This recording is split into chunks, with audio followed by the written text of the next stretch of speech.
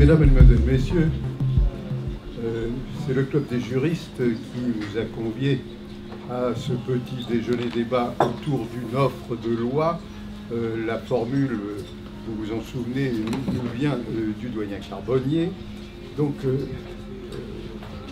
nous allons parler du bail réel immobilier et du bail réel immobilier administratif.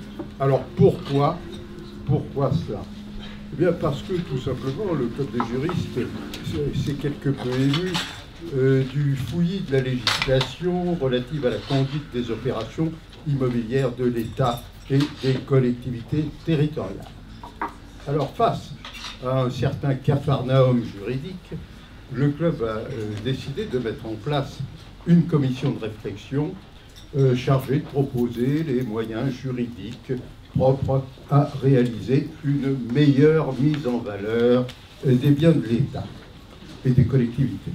Et c'est ainsi que Pierre Delvolvé et moi-même, désignés comme coprésidents, l'un publiciste, l'autre privatiste, avons œuvré pendant 18 mois sur ce sujet dans le cadre d'une commission dans laquelle figurait un conseiller d'État, Roland Pellet, un conseiller référendaire à la Cour de cassation, Laurent Jacques, un notaire, Hubert Varny, qui est ici présent, et 3 avocats dans l'ordre alphabétique, Jean-François Bizet, Frédéric Noël et Jean-Luc Tixier. Et notre première tâche a été de faire un état des lieux, ce qui nous a immédiatement conduit à constater la diversité, la multiplicité des structures juridiques utilisées en droit public. BEA multiples et variés, AOT, contrat de partenariat, etc. Un véritable bric-à-brac juridique dont Pierre Delvolvé a d'ailleurs dénoncé l'incohérence dans un article publié en 2010. 2 points communs néanmoins. Le premier point commun, c'est que toutes ces structures permettent d'attribuer des droits réels à la personne qui va réaliser les investissements, ce afin de lui permettre d'offrir des garanties réelles aux prêteurs. Et second point commun, c'est que la plupart de ces structures, on peut dire toutes ces structures, sont empruntées au droit privé, et plus précisément au bail amphithéotique et au bail à construction. Or, alors que bail amphithéotique et bail à construction ont été conçus dans des perspectives quelque peu différentes, finalement, ils sont l'un et l'autre utilisés exactement aux mêmes fins. Mais leurs règles diffèrent sur certains points, si bien que les praticiens sont plongés dans la perplexité lorsqu'ils ont à réaliser des montages. Lequel va-t-on prendre compte tenu des inconvénients, des avantages respectifs?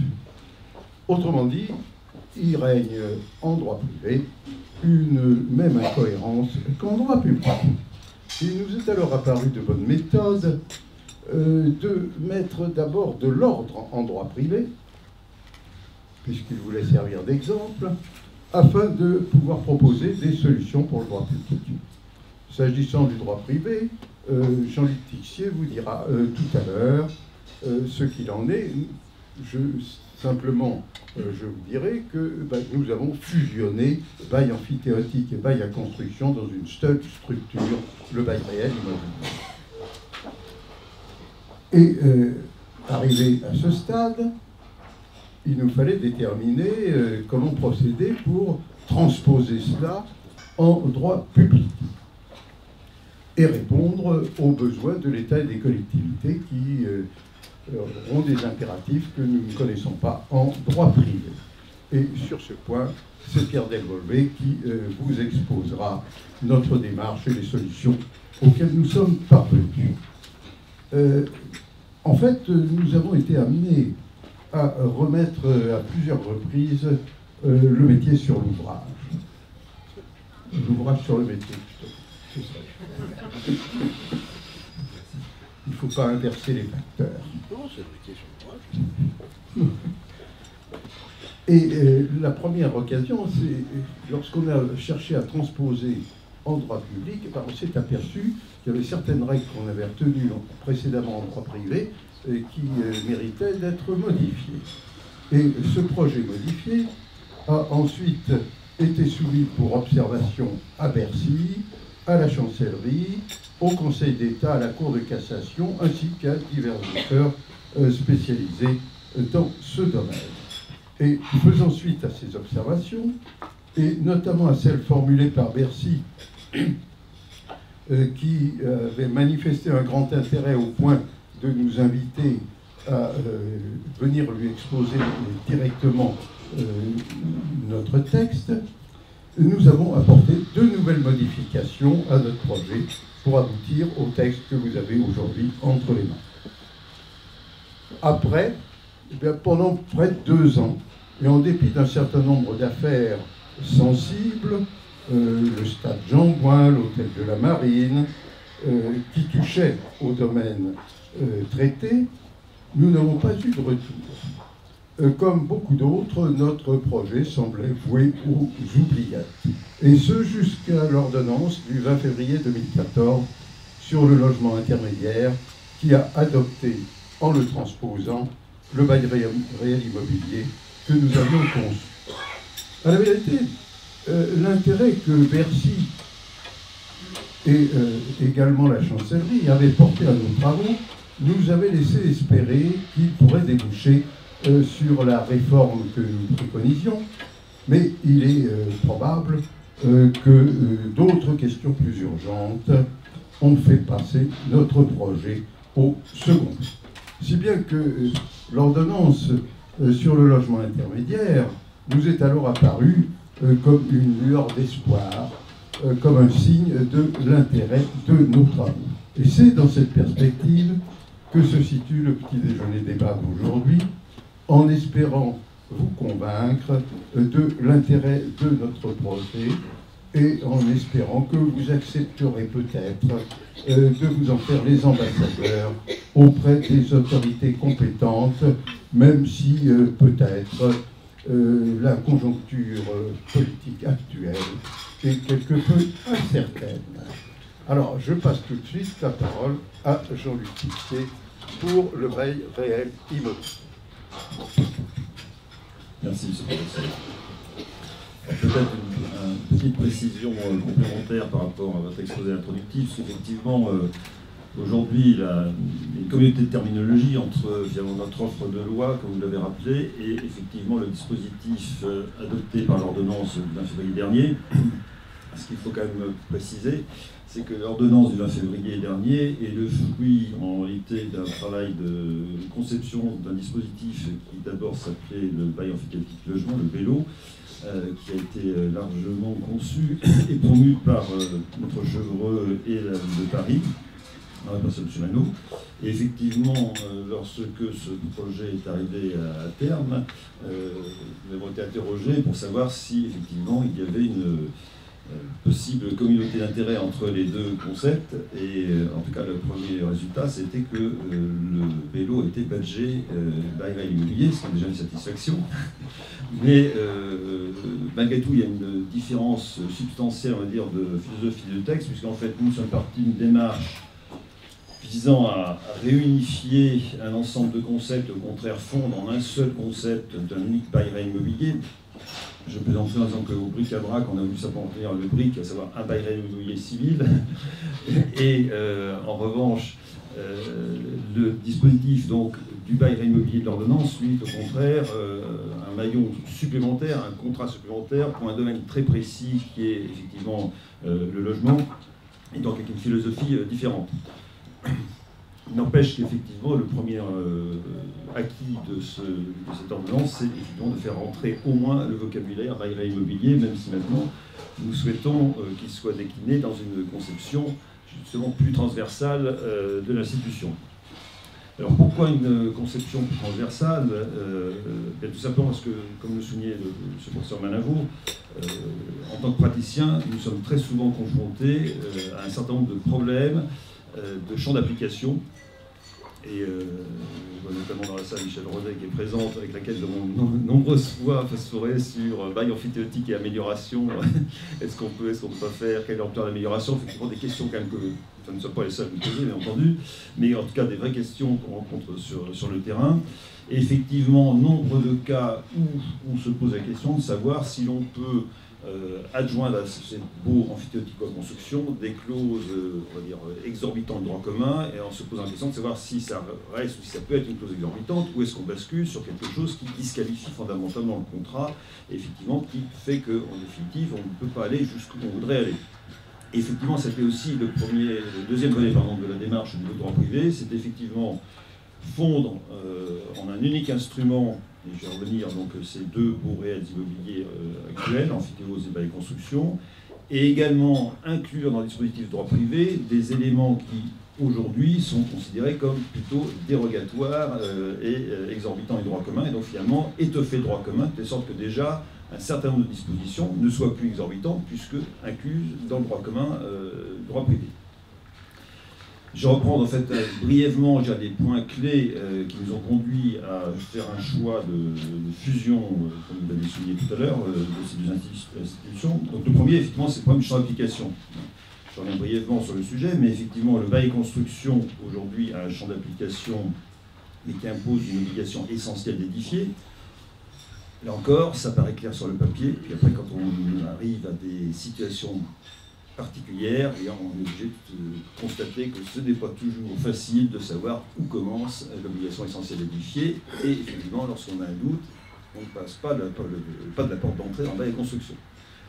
Et inversement, quand je suis dans le bail amphithéotique, on sait qu'un bail amphithéotique doit laisser la liberté la plus étendue à son preneur, et c'est vrai que là aussi, alors que normalement je n'ai pas de problème de champ d'application de l'institution posée au départ, si le bailleur envisage d'imposer à son preneur quelque chose de substantiel, qui ne soit pas une édification, eh bien en but, en se rendant compte qu'on est là dans une zone où on n'est pas suffisamment mûr pour le bail de construction et peut-être trop mûr pour le bail amphithéotique.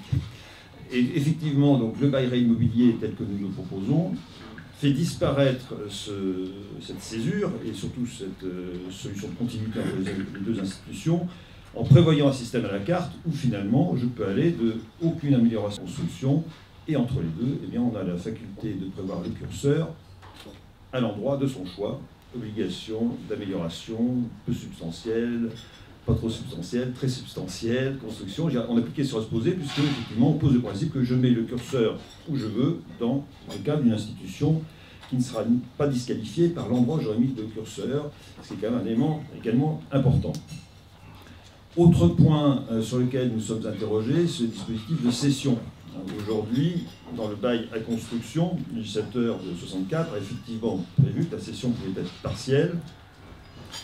Enfin, elle est partielle, excusez-moi, enfin, le preneur a la libre faculté de céder partiellement, donc elle est nécessairement possible partiellement, alors qu'en amphithéose, le droit commun, c'est la cession monobloc, et il faut que je puisse négocier avec mon bailleur si je veux pouvoir procéder à une cession partielle de mes droits. Donc là aussi, nous avons quand même fait le constat commun, tous les praticiens, les magistrats et professeurs représentent de réflexion, qu'il n'y avait plus d'explication rationnelle à ce distinguo entre les deux. Donc effectivement, il fait adopter une solution unique qui permettra effectivement d'avoir un contrat le plus souple possible et faire disparaître cette distinction dans le régime de cession. Nous avons eu également une interrogation similaire à propos de la destination. Là aussi, je ne vais pas revenir en détail sur le sujet, compte tenu du chronomètre plus tourne. Mais en bail et construction, on sait que la Cour de cassation est venue indiquer que l'on pouvait prévoir d'imposer une destination au preneur à construction. La question étant de savoir quelle destination, est-ce que c'est en une destination au même sens que dans le louage ordinaire? Un vaste débat sur lequel je ne m'initierai pas. Et on sait que par contre, en bail amphithéotique au jour d'aujourd'hui, la jurisprudence en son état actuel, approuvée par la doctrine, estime qu'imposer une destination à un amphithéâtre est disqualifiant et qu'effectivement ce n'est pas compatible avec les plus amples prérogatives dont doit pouvoir jouir un amphithéâtre compte tenu de la lecture de son contrat. Et là, effectivement, on s'est rendu compte que ça ne correspondait plus du tout à ce que souhaitent les opérateurs, que ce soit les personnes privées et surtout les personnes publiques, qui aimeraient bien, même sur le domaine privé, pouvoir effectivement avoir un contrat qui puisse imposer une destination.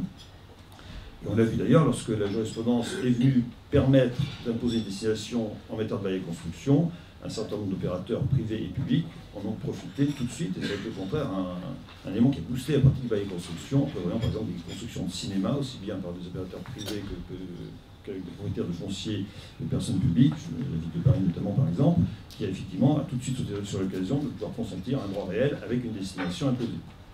Sauf que pour l'amphithéose, on ne peut pas. Et donc là, effectivement, notre vœu et notre proposition, c'est de pouvoir permettre, alors c'est pas obligatoire, hein, le bail immobilier peut ne pas imposer de destination, mais peut aussi en imposer une, et là, effectivement, sans risque d'interrogation sur la nature du contrat. Le contrat ne sera pas disqualifiable pour une raison quelconque liée à sa destination. Nous nous sommes également interrogés sur les modalités de paiement du loyer, puisque là, effectivement, la pratique avance pas mal, mais quelquefois, en se posant des questions sur le point de savoir si c'est possible, pas possible, est-ce qu'on prend un risque ou non en adoptant tel ou tel mode de paiement du loyer, qu'on soit en amphithéose ou en bail et construction. On a vu qu'en matière de bail et construction, quand même, il y a des questions sous-jacentes. Hein. On avait déjà eu une question fiscale en matière de TVA il y a quelques années, et puis là, récemment, on a eu cette décision qui laisse penser qu'un loyer en numéraire absent dans la bail et construction ne serait pas compatible avec ce type de contrat et emporterait sa nullité, ce qui est quand même une question fondamentale. Et donc là, effectivement, on a choisi de remettre les choses à plat en prévoyant une très grande souplesse sur les modalités de fixation du loyer dans ce type de contrat. Nous nous sommes également interrogés sur le régime des sûretés, puisque là, effectivement, il y a au jour d'aujourd'hui une distinction fondamentale entre le mécanisme, alors certes un peu sophistiqué et peut-être un peu troublant, du bail et construction, qui prévoit que survivent les sûretés en dépit des résiliations amiables ou judiciaires du bail et construction. Donc là, on a essayé, en fait, alors qu'en bail amphithéotique, malheureusement, quand le bail s'éteint, la sûreté tombe mécaniquement. Donc là aussi, on a essayé de trouver un compromis satisfaisant d'un point de vue fonctionnel, avec effectivement, en tout cas, un dispositif un peu plus opérationnel et en tout cas qui répond aux soucis de la pratique.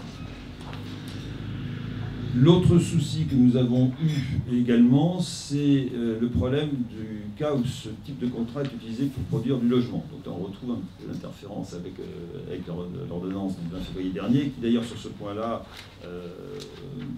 se superpose sur certains aspects avec les dispositifs que nous avions préconisés, puisqu'effectivement, on se rend compte que le plus souvent, le problème rencontré, c'est que lorsque des logements ont été produits dans le cadre de baux à construction amphithéotique sans que les occupants finaux, les locataires, soient au courant que leur bailleur n'était pas un propriétaire perpétuel mais était un propriétaire temporaire, effectivement, en sortie de ce type de contrat, lorsque l'on apprend aux locataires que leur baux tombe, c'est très beau dans le principe théorique, mais on se rend compte que sur le terrain, c'est pas facile à gérer. Et donc là, la solution qui a été préconisée, c'est effectivement de distinguer selon que ce locataire d'habitation connaissait ou non la situation de son bailleur, et effectivement avec une possibilité finalement d'une occupation qui va se poursuivre un petit peu au-delà de la fin du bail réel immobilier tel que nous l'avons conçu, avec à ce moment-là un système dans lequel l'ex-preneur à bail réel immobilier va être responsable à l'égard de son ex-bailleur de la faute, entre guillemets, qu'il a pu commettre, ça fait pas entre guillemets d'ailleurs, qu'il a commise en n'informant pas le locataire d'habitation finale qu'il n'était pas un propriétaire perpétuel de l'immeuble. Voilà pour l'essentiel. Il y a d'autres points que nous avons bien entendu aménagés. Peut-être pour souligner un dernier, qui montre notre souci d'actualisation des choses. Vous le savez peut-être qu'en bail amphithéotique, les textes prévoient que ce n'est qu'après 2 ans de redevance amphithéotique impayée que le bailleur peut saisir le juge en résiliation du bail amphithéotique. Et là, nous avons tous fait le constat commun qu'effectivement, au jour d'aujourd'hui, lorsque l'on passe un bail amphithéotique en milieu urbain, les redevances, effectivement, loin s'en faut, ne sont plus du tout modiques et au contraire représentent des valeurs économiques substantielles et qu'effectivement, attendre que 2 ans s'écoulent dans la défaillance d'une redevance élevée n'est plus un délai acceptable. Et donc là aussi, nous avons souhaité qu'il soit réduit à 6 mois, si on se souvient, est exact. Voilà, alors il y a plein d'autres points que nous avons tenté d'organiser et d'améliorer dans le cadre de cette fusion des institutions, mais là, je vais peut-être laisser M. Devollet poursuivre sur l'aspect du bail réel administratif.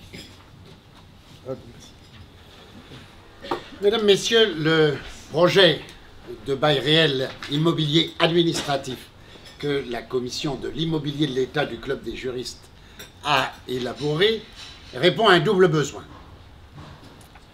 Un besoin de financement, d'investissement sur les biens appartenant aux personnes publiques.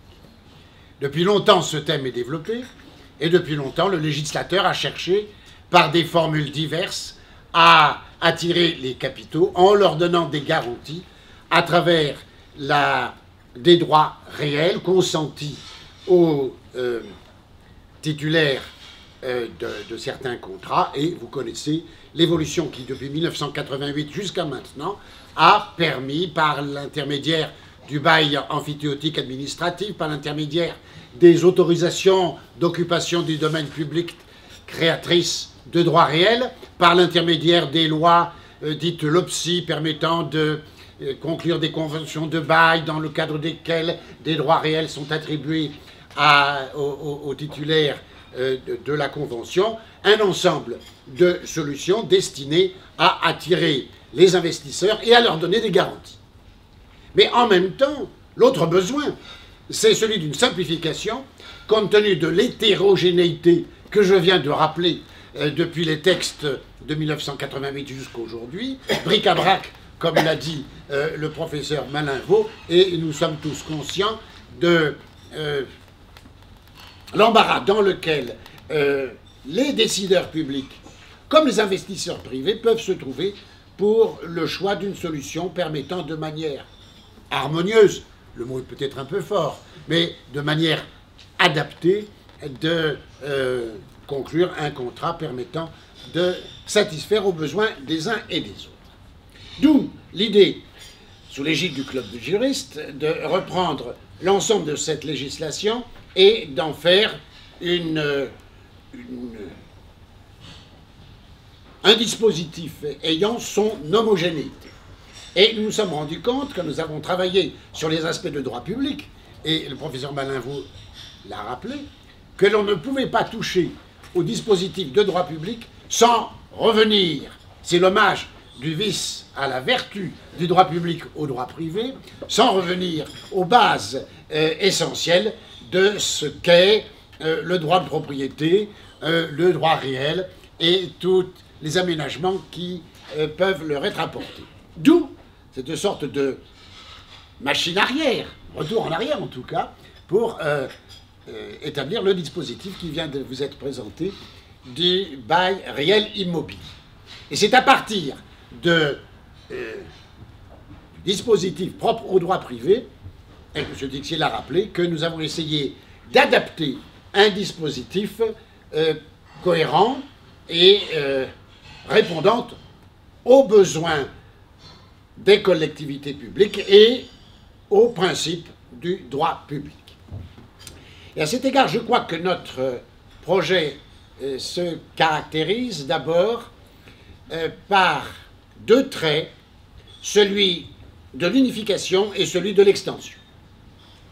L'unification, au-delà de tous les dispositifs adoptés, cas par cas, besoin par besoin, par le législateur, nous avons essayé de rassembler en une notion unique, un régime unique, les solutions permettant aux collectivités publiques de passer des contrats consentant des droits réels aux personnes qui réalisent un certain nombre d'investissements sur les biens des personnes publiques. C'est donc une simplification, une unification, et en même temps c'est une extension. Une extension personnelle et une extension matérielle. Une extension personnelle, car les dispositifs actuellement en vigueur, selon les cas, sont utilisables par les collectivités locales, par certains établissements publics de santé essentiellement, chambres de commerce dans certains cas, l'État dans d'autres cas encore. il faut chaque fois identifier exactement le champ d'application personnel des textes en cause. Désormais, personnellement, il n'y a plus, selon notre projet, de diversité selon les personnes publiques en cause, utiliser le système du bail réel administratif.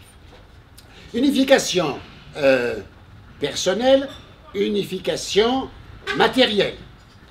En ce sens que le bail réel immobilier administratif serait utilisable pour l'ensemble des dépendances appartenant aux personnes publiques, domaine privé comme domaine public.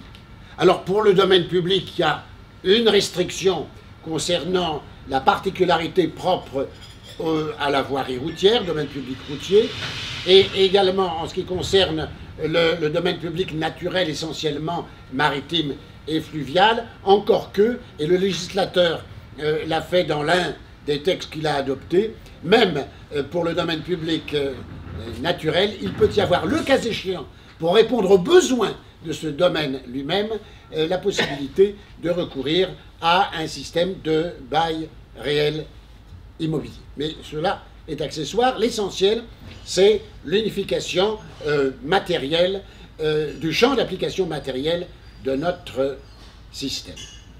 Étant entendu cependant que pour le domaine privé, il n'est pas exclu que les collectivités publiques recourent au système du bail réel immobilier de droit privé qui a été présenté par notre ami Tixier. Il y a donc ici une adaptation au choix des collectivités publiques et de leurs interlocuteurs du bail réel immobilier, j'allais dire pur, non, de droit privé, et du bail réel immobilier administratif pour le domaine privé. En revanche, pour le domaine public, il ne pourrait y avoir que recours qu'au bail réel immobilier administratif. Alors ce champ d'application étant ainsi présenté dans ces grandes lignes, qu'est-ce qui caractérise le bail réel immobilier administratif? Bien entendu, c'est un contrat, et un contrat administratif, et qui relèvera donc des principes du régime des contrats administratifs, mais avec cependant des caractéristiques propres au bail réel immobilier administratif, c'est-à-dire que son objet est de consentir aux co-contractants des droits réels sur les dépendances sur lesquelles il porte. Alors à ce sujet, dans la législation actuelle, les textes font une différence selon les cas sur la portée du droit réel. Pour le bail réel administratif de la loi de 88, le droit réel porte sur les immeubles, et sur les immeubles à construire. On se demande si cette manière d'isoler le droit réel sur les immeubles à construire est cohérente par rapport à l'assiette même des terrains sur lesquels ces biens sont construits. Désormais, il n'y a pas de doute avec notre système. Le droit réel porte sur la totalité du bien qui fait l'objet du bail, mais avec cette particularité qu'une différence sera faite, sous réserve des clauses contractuelles, et j'y reviendrai, une différence sera faite entre les biens existants et les constructions à réaliser. Sur les biens existants qui sont la propriété de la personne publique co-contractante, c'est un droit réel qui est consenti au preneur. En revanche, au-delà, pour les constructions réalisées par le preneur, c'est un véritable droit de propriété qui sera consenti au co-contractant pendant toute la durée du contrat. Il y a de la sorte une précision exacte, du moins nous l'espérons, de la portée du droit ainsi attribué au preneur. Et ce droit réel permet au preneur d'exercer tous les attributs liés à sa consistance même, et a fortiori la plénitude du droit de propriété s'agissant des constructions que le preneur aura réalisées. Cet objet essentiel l'attribution d'un droit réel. Soulève quelques questions en rapport avec la nature contractuelle de l'acte qui permet au preneur d'en bénéficier. C'est le problème de la qualification de ce contrat au regard d'autres qualifications qui peuvent éventuellement intervenir. Et vous savez déjà que, par exemple, dans le cadre du bail réel administratif de la loi de 88, la jurisprudence a eu l'occasion de considérer que ce bail réel administratif correspondait dans certains cas à une concession de travaux publics, dans d'autres cas, un marché. Et cette qualification, cette dualité de qualification est importante car il en résulte des conséquences s'agissant du régime de conclusion du contrat. Si le bail réel administratif est un marché ou si c'est une concession, il y a des règles de passation du contrat qui sont celles du marché, qui sont celles de la concession, qui doivent être observées. Et c'est la raison pour laquelle, et je dois dire que l'observation de Mme Berjal, quand nous l'avons rencontrée au ministère de l'Économie et des Finances, a été très importante à cet égard. C'est la raison pour laquelle nous pensons qu'il peut y avoir plusieurs hypothèses de regroupement, de recoupement de la qualification de bail réel immobilier administratif. Une hypothèse la plus simple, celle dans laquelle ce bail est le bail réel administratif pur, sans autre qualification. Et dans ce cas, pour répondre aux exigences de la jurisprudence Teleostria, il conviendrait d'adapter un régime de publicité, éventuellement de mise en concurrence, et au moins de publicité, pour l'attribution de ce contrat. Et il faudra s'en remettre alors à des décrets d'application. Mais dans d'autres hypothèses, le bail réel immobilier administratif correspondra à un marché, correspondra à une concession de travaux, correspondra à une concession de service public. Dans ce cas, on pourra dire concession de service public valant bail réel immobilier administratif ou bail réel immobilier administratif valant concession ou valant marché. Et dans ce cas, la procédure de conclusion de ce bail sera en réalité la procédure de conclusion du contrat à la qualification duquel il correspond. Ah, c'est pour le régime d'attribution. Alors, s'agissant du régime d'exécution, il est très important dans notre système de souligner l'importance des clauses contractuelles. Et je dirais même l'importance de la liberté contractuelle. C'est un grand thème qui a été développé en jurisprudence et en doctrine au cours des 20 dernières années que celui de la liberté contractuelle des personnes publiques. Eh bien, dans le système que nous avons mis au point, même s'il y a un régime de droit commun résultant du texte, il est, la plupart du temps, prévu la possibilité de clauses contractuelles déterminant les droits et obligations des deux parties. Je prends un exemple parmi d'autres. Celui du droit de propriété qui, normalement, bénéficie au preneur sur les ouvrages qu'il construit. Il est possible, par une clause convenue entre les deux parties, que ce droit de propriété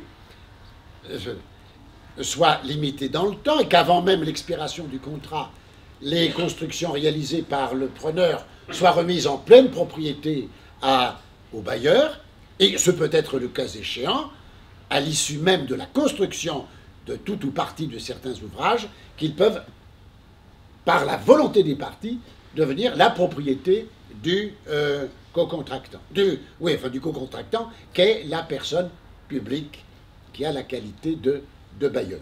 C'est un exemple parmi d'autres. Autre exemple, s'agissant de l'utilisation des biens, il est possible de limiter la liberté du co-contractant dans l'utilisation de ces biens Et il peut être prévu, et ça rejoint d'ailleurs ce qui a été dit tout à l'heure à propos du droit réel, du bail réel immobilier de droit privé, la possibilité de prévoir certaines modalités d'affectation, d'utilisation à la charge du locataire, en tout cas du preneur. Liberté contractuelle qui est importante dans l'aménagement des clauses du contrat et dans la détermination des droits et obligations des parties.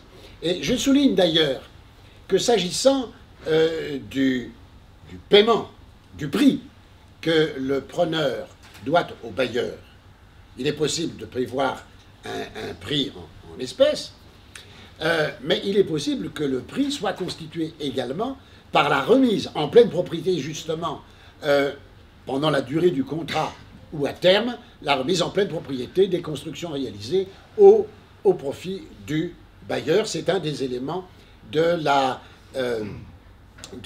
du système de rémunération du bailleur par le preneur.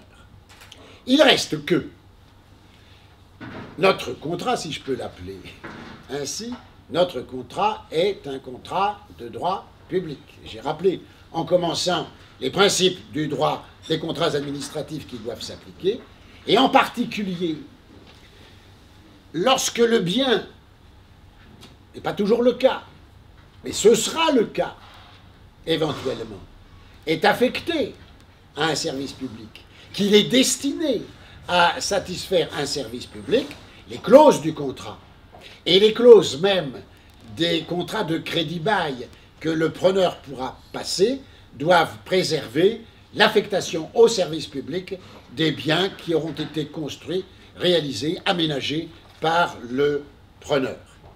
Autre caractéristique de droit public, la possibilité éventuellement d'une modification unilatérale qu'on ne peut pas éliminer dans le cadre de la jurisprudence bien connue de 1910, tramway de Marseille, mais c'est un aménagement qui devra en toute hypothèse donner lieu à compensation.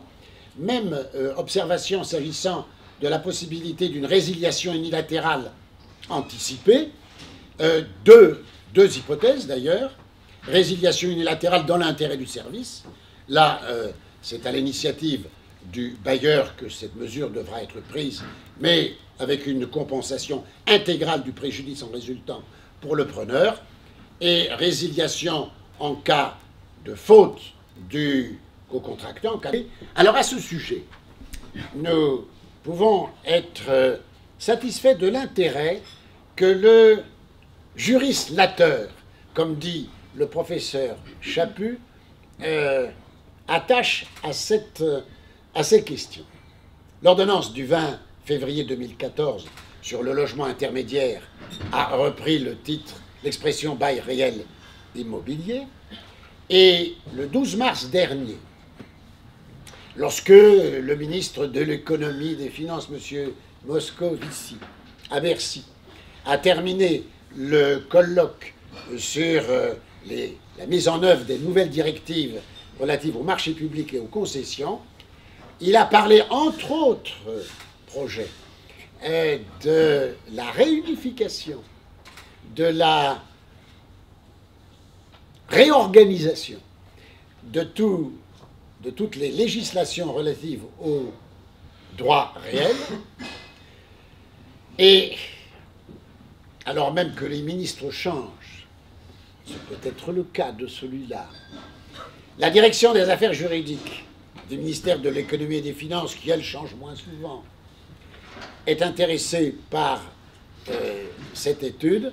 C'était le cas de Mme Berjal, qui nous a reçus, et c'est le cas de son successeur, M. Maillard, récemment nommé, qui suit ces questions avec attention, et les textes pour la transposition des directives, marché et concessions, seront l'occasion d'une remise en ordre des dispositifs actuellement en vigueur.